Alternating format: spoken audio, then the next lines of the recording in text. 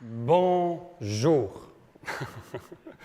Bonjour, mon nom est Jérémy Demey, j'ai 34 ans et j'ai une vie absolument fabuleuse. Je fais un métier qui me passionne, en fait plusieurs métiers qui me passionnent. Je gagne très bien ma vie. J'ai une relation avec ma blonde qui est de plus en plus saine au fur et à mesure des mois et des années. J'ai une maison que je qualifie d'havre de paix. J'ai des relations avec des amis qui sont de plus en plus authentiques au fur et à mesure que je grandis. Je prends plus de 2 mois de vacances par année. J'ai une vie que je qualifie d'absolument fabuleuse. Puis pourquoi je vous dis ça aujourd'hui? Parce que ça n'a pas toujours été le cas. Quand j'avais 8 ans, mon père est décédé. Comme je vous vois en ce moment, aujourd'hui, mon père montait à cheval, son cœur s'est arrêté, il est mort. Puis ce qui est beau là-dedans, c'est qu'il est mort en faisant ce qu'il aimait le plus au monde, les amis. Ça, c'est beau. Ça, c'est un peu comme si Donald Trump, il mourait en tweetant une insulte. Ça serait beau, ça serait beau. Ça serait magnifique. Voilà. J'ai grandi dans une famille extrêmement aimante et vers 19-20 ans, j'ai compris que je voulais devenir humoriste. Je suis arrivé ici à Montréal à l'âge de 22 ans et pour plein de raisons, ça a été extrêmement difficile de m'intégrer à ce milieu de l'humour-là. Ça a été difficile de percer, ça a été difficile d'apprendre à faire mon métier. Il y a beaucoup de gens qui m'ont tourné le dos. Et longtemps j'ai douté, longtemps j'ai pleuré, j'ai voulu tout abandonner. Et un jour, en 2009, j'ai fait ce qu'on appelle une dépression. Et ça, une des définitions de la dépression, c'est ne pas accepter ce qui est. Et j'avais beaucoup de mal à accepter ce qui était. Ma santé était vraiment pas du tout bonne. Ma relation avec ma blonde était absolument malsaine. J'étais loin de ma famille, de mes amis. J'avais une carrière au point mort, au point zéro, qui n'allait absolument nulle part. J'avais du mal à obtenir un visa. Et par-dessus tout, j'avais cette douleur inexprimée d'un père que j'avais vu mourir plusieurs années auparavant. Et quand tu fais une dépression, en général, selon moi, tu as 2 choix. Soit tu commences à prendre des antidépresseurs. Et tu tombes dans une espèce de cercle vicieux chimique qui fait juste cacher le problème, finalement. Tu sais, quand tu prends un antidépresseur, c'est un peu comme quand tu demandes à un enfant « va ranger ta chambre ». Et au lieu de la ranger, il met tous les jouets sous son lit et il dit « j'ai rangé ma chambre ». Non, tu as couvert le problème, tu ne l'as pas résolu. C'est un peu comme ça que je vois les antidépresseurs. Et d'ailleurs, je me suis renseigné à plusieurs personnes, plusieurs spécialistes, qui m'ont dit que seulement 10% des gens ont vraiment besoin d'antidépresseurs.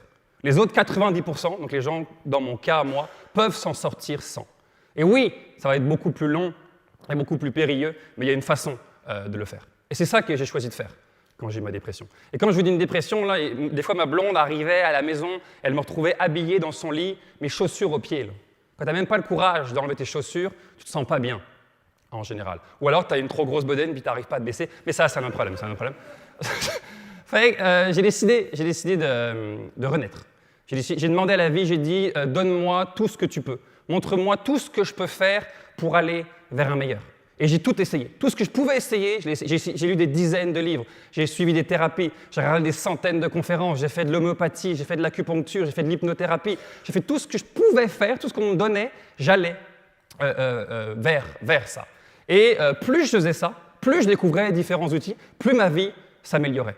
Plus je changeais intérieurement, plus ma vie extérieure devenait facile. Et j'ai continué à faire ça pendant plusieurs années. Il n'y a pas longtemps, l'organisation TED m'a contacté et il m'a demandé « viens parler ». Puis tu as juste à peu près 15 minutes. Et je me suis dit « 15 minutes, il faut que je parle d'une chose ».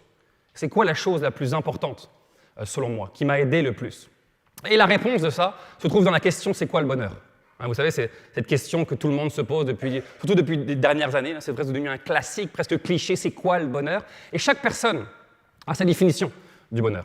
Moi, je vais vous dire ma définition à moi du bonheur, c'est être bien avec soi, c'est être en paix, c'est être au calme. C'est ça que je pense, le bonheur. C'est un état de calme constant. Et la question, c'est comment on arrive là? C'est une très bonne question que vous posez. Merci de la poser.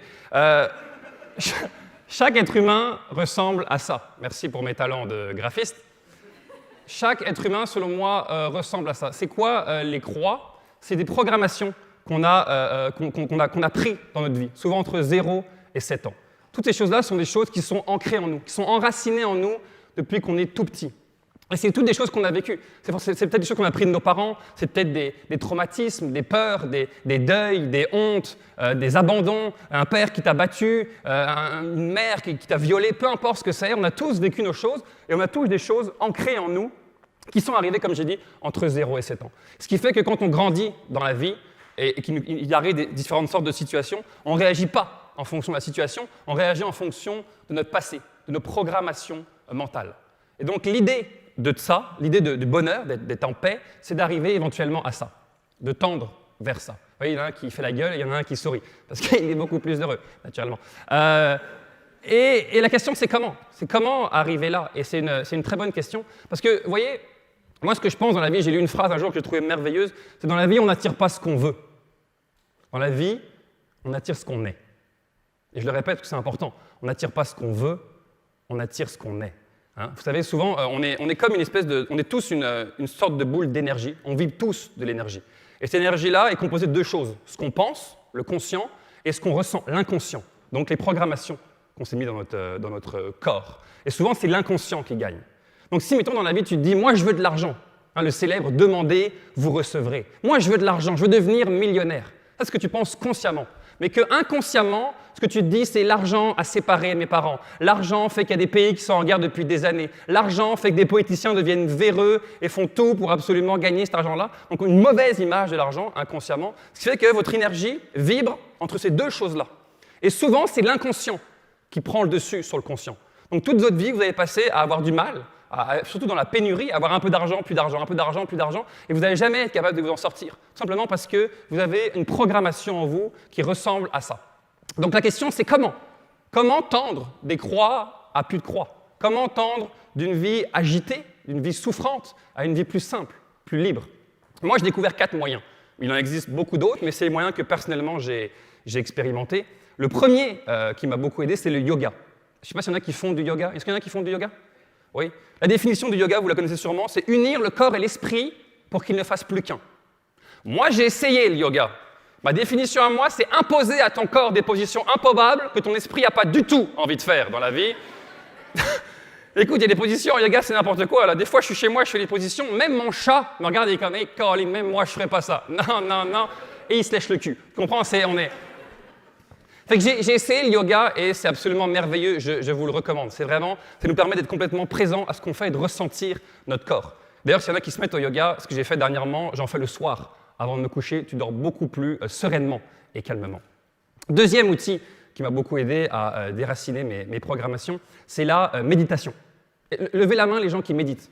Parce que je sais que dès que je parle de méditation, il y a toujours quelqu'un. Ok, donc 6 personnes, parfait. Levez la main les gens qui se lavent. J'espère que tout le monde... T'as pas levé la main. Tout le monde se lave. Et la question que je vous pose, c'est pourquoi vous vous lavez? Vous allez me dire pour enlever les impuretés, pour enlever les saletés de mon corps, et souvent aussi pour te relaxer, parce que de l'eau chaude, ça détend. C'est exactement pour ça qu'on médite. C'est exactement pour ça qu'on médite. Il n'y a pas longtemps, je suis allé faire je suis allé dans un centre de méditation à Montebello, qui s'appelle Vipassana. Et là-bas, ils nous enseignent une sorte de méditation qui fait que justement, on enlève les impuretés, les programmations de notre corps, vraiment en méditant, littéralement. Et 2, on apprend à maîtriser son esprit. Parce que c'est ça le plus gros mot du XXIe siècle. Et je cite une phrase, mais je ne sais plus de qui c'est, qui disait que le plus gros mot de ce siècle-là, c'est que les gens ne sont pas capables de rester seuls avec eux-mêmes à rien faire. Pas capable. Quand je demande, es-tu capable de rester seul à rien faire? Ouais, je suis chez moi, je suis tout seul. Qu'est-ce que tu fais? Je lis, je regarde une série, j'appelle mes amis, j'écoute de la musique. Essaye de t'asseoir 5 minutes, 10 minutes, ferme les yeux, reste avec toi. La majorité des gens ne sont pas capables. Après 5 minutes, ton esprit va te dire « Ok, fais autre chose, va envoyer un mail, va regarder une série, appelle tes amis, sors. » On n'est pas capable. On a toujours un besoin, on a l'impression de faire des choses pour remplir notre vie. Et apprendre à maîtriser son esprit, apprendre à devenir maître de son esprit, elle est là la clé. Parce que la plupart des gens, on est esclave de notre esprit. On subit ce que notre esprit nous dit de faire. Alors ça devrait être l'inverse, selon moi. Donc voilà, la méditation a été quelque chose pour moi. Et d'ailleurs, je pratique régulièrement cette méditation-là. Elle me calme, elle m'apaise. Ils ont demandé à un maître qui s'appelle Bouddha, que vous connaissez sûrement, oui, on connaît, qui ont demandé qu'est-ce que la méditation t'a apporté, et puis il a dit rien. Par contre, ça m'a enlevé le stress, ça m'a enlevé la peur de mourir, ça m'a enlevé l'anxiété, ça m'a enlevé la peur du futur. Fait que toutes des choses auxquelles je pense qu'on a tous un peu peur, par lesquelles on est tous un petit peu concernés. Fait que je vous recommande vivement la méditation. Le troisième outil qui m'a beaucoup aidé, c'est la communication non violente. Et ça, c'est un outil qui m'aide en ce moment dans ma vie. D'ailleurs, il y a un livre extraordinaire là-dessus qui s'appelle « La communication non violente » de Mark Rosenberg, que je vous recommande. Et en gros, pour vulgariser son enseignement, c'est qu'il nous apprend à nous connecter avec nous-mêmes, à nos propres émotions. voyez, moi j'ai grandi dans une famille aimante, mais avec des gens qui n'avaient jamais appris à exprimer leurs émotions. Donc on ne s'est jamais vraiment dit les choses. Il y avait beaucoup de non-dits. Et depuis dernièrement, j'apprends à communiquer avec mes émotions. Et moi, dans ma tête, il y avait 5 émotions dans ma tête au départ. Vu que j'ai jamais appris, il y avait la tristesse, la colère, la joie, peu importe. Il y en a plus de 80 des émotions dans la vie. Et en voyant ça, j'ai appris à connecter avec moi. Et ce qu'il apprend, en fait, Mark Rosenberg, ce qu'il nous apprend, c'est que derrière chaque émotion se cache un besoin non satisfait. Derrière chaque émotion, il y a un besoin non satisfait. Comme par exemple, il n'y a pas longtemps, il y a une amie qui est venue me voir qui m'a dit « Je suis jalouse. Je suis jalouse parce que je vois mon copain qui n'arrête pas de parler avec d'autres filles, puis ça me rend jalouse. » Et là, je me suis dit « Ok, derrière chaque émotion, il y a un besoin. » Je me suis dit « Je vais essayer de trouver son besoin à elle. » Je lui ai dit « Est-ce que tu aurais besoin d'être rassurée? Est-ce que si ton chum venait te voir et disait « Mon amour, tu es la seule que j'aime, je n'irai pas coucher avec d'autres filles, je t'aime, sentirais-tu mieux ?» Elle m'a dit « Oui. » Fait que derrière cette jalousie, il y avait un besoin d'être rassuré. À partir du moment où le besoin est satisfait, l'émotion négative disparaît. C'est aussi simple que ça. Donc je vous encourage vraiment à connecter avec vous-même et surtout à lire ce livre-là. 4e outil, et sûrement l'outil qui m'a le plus aidé durant les dernières années, c'est l'hypnose. Et là, je sais, quand je parle d'hypnose, j'en fais wow, l'hypnose comme Mesmer. Au compte de 3, tu deviens un cochon d'Inde, puis tu chantes du Eminem en hébreu. Non, c'est pas ça. Ça, c'est le côté spectacle. Le vrai côté de l'hypnose, vous pouvez vous renseigner d'ailleurs par rapport à l'hypnose, c'est scientifique. Scientifiquement, il y a beaucoup de médecins qui disent que ça a aidé des milliers et des milliers de gens. Je veux dire, il y a des femmes qui accouchent sous hypnose. Mon oncle, qui a fumé pendant 20 ans 2 paquets de cigarettes par jour, a arrêté de fumer grâce à l'hypnose. Vous savez, l'hypnose, pour vulgariser un peu, c'est comme si notre corps, notre cerveau, notre inconscient était comme un disque dur d'ordinateur et l'hypnose, un antivirus.